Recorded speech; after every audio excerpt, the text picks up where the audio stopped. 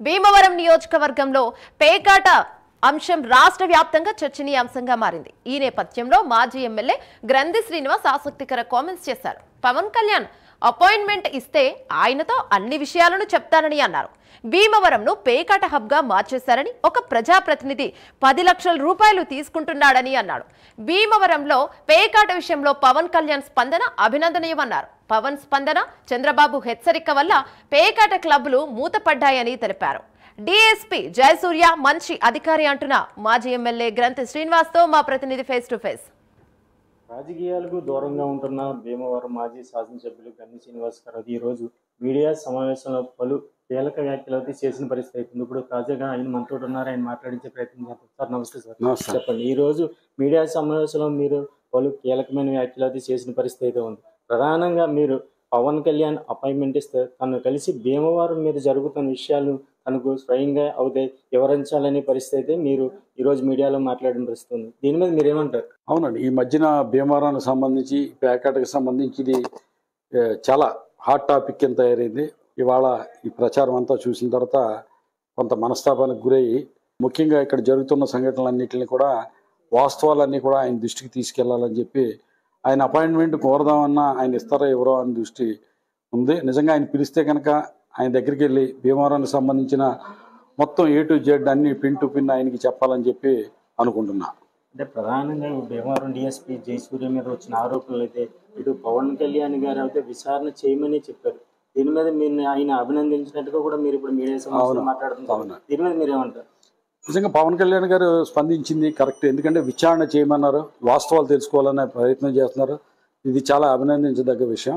అయితే ఏంటంటే జయసూర్య మీద ఆరోపణలు అనేది చేయడానికి ముందుగా మనం కొంత ఆలోచించుకుంటే కనుక 14 సంవత్సరాలుగా భీమవరం క్లబ్బుల్లో పేకాట అనేది జరుగుతుంది.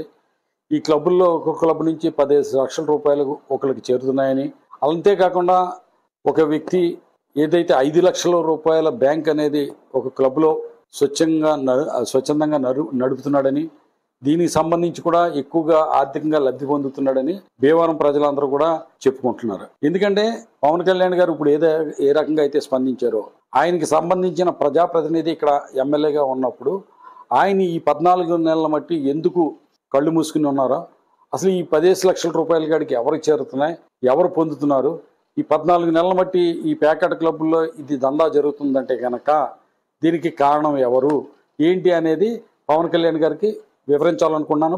అంటే రాముడు పేరు పెట్టుకున్న వాళ్ళందరూ కూడా మంచి వాళ్ళు కదన్నారు. దీని మీద మీరేమంటారు?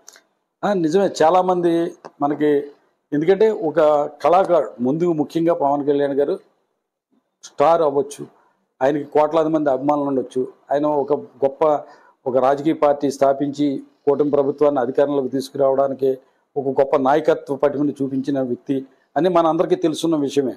కానీ ఒక కళాకారుడిగా చూసినప్పుడు వాళ్ళకి సెన్సిటివ్గా మనస్తత్వం ఉంటుంది. ఎవరు ఏది చెప్పినా గమ్ముని నమ్మే పరిస్థితి కూడా ఉంటుంది. దాన్ని మనం అనుమానించక్కర్లేదు. దాంట్లో ఏంటంటే అందుకే పవన్ కళ్యాణ్ గారు ఏదైతే ఈ 14 నెలల మట్టి జరుగుతున్న విషయంలో జయసూర్య మీద ఆరోపణలు చేసిన వ్యక్తులు ఇంతకుముందు ఏం చేశారు, ఈ 14 నెలల మట్టి ఏం జరిగింది, ఈ 14 నెలల మట్టి పేకాట అనేది యథేచ్ఛగా జరుగుతుంది, నా దృష్టికి తీసుకురావడం లేదు, ఎందుకు రాలేదు, ఇప్పుడు ఎందుకు తీసుకొచ్చారంటే 2 నెలల మట్టి పేకాట క్లబ్లన్నీ ఆపేయడం జరిగిన తర్వాత నా దృష్టికి తీసుకొచ్చారు అన్నది ఆయన దృష్టికి తీసుకెళ్లాలనేది నా ఉద్దేశం. అంతే కదా, బ్రాందీ షాపుల నుంచి ఒక్కొక్కళ్ళ దగ్గర నుంచి సంవత్సరానికి 4.5 లక్షల రూపాయలు, ఇంకా అనేక విషయాలు ప్రజలు చర్చించుకుంటున్నారు బయట.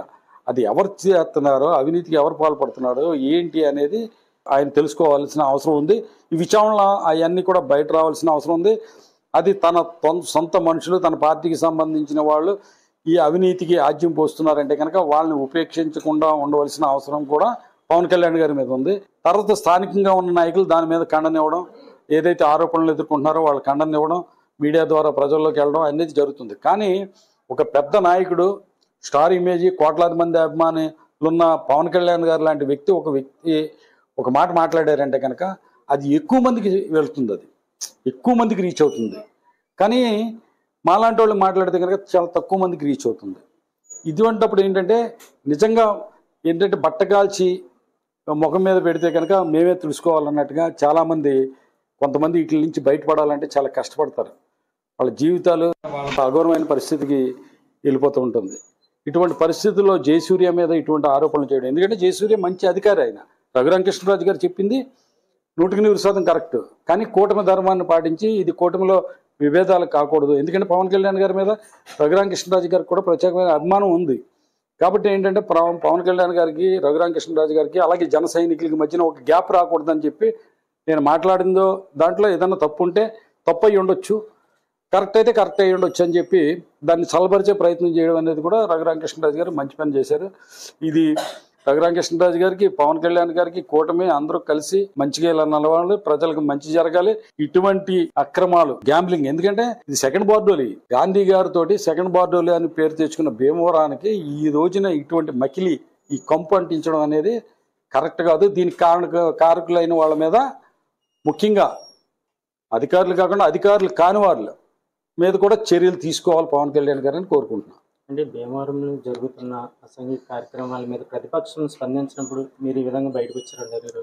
ప్రతిపక్షం అనేది ఎక్కడుందో తెలియదు. అది అసలు నియోజకవర్గానికి సంబంధించి నేను రిజైన్ చేసిన తర్వాత ఎవరున్నారో ఏంటి, వాళ్ళు ఏం చేస్తున్నారో, ఎవరెవరితో చేతులు కలుపుతున్నారు, అసలు ఈ జిల్లాకు సంబంధించిన ప్రతిపక్షానికి సంబంధించిన పార్టీ అధ్యక్షుడు ఏం చేస్తున్నాడు, నియోజకవర్గ కన్వీనర్ ఏం చేస్తున్నాడు, మీడియా ఏం చేస్తుంది, అసలు ఏంటి ఇదంతా అనేసి చెప్పి ఈ రోజున స్పందించవలసిన అవసరం వచ్చింది కాబట్టి స్పందించాను. ఇది ఇక్కడ ఉన్న పరిస్థితి. ఏదైతే నమస్కారం మీద ఇక్కడ రాష్ట్రంలో జరుగుతున్న పరిస్థితులే కానీ ఇటు భీమవరంలో ఇటు ప్రతిపక్షం తను ఇక్కడ భీమవరం చేస్తున్న అసంఘిక కార్యక్రమాలు ప్రతిపక్షం మాట్లాడిన తను ఈ రోజు మీడియా ముందు కూర్చొని చెప్తున్న పరిస్థితి. అదేవిధంగా పవన్ కళ్యాణ్ అపాయింట్మెంట్ ఇచ్చి నన్ను మంగళగిరిలో కలిసి భీమవరంలో జరుగుతున్న కార్యక్రమాలన్నిటి మీద తను అయితే పవన్ కళ్యాణ్కి ఎవరిస్తానని చెప్తున్న పరిస్థితి. కెమెరా పర్సన్తో ప్రసాద్, 5 న్యూస్, భీమవరం.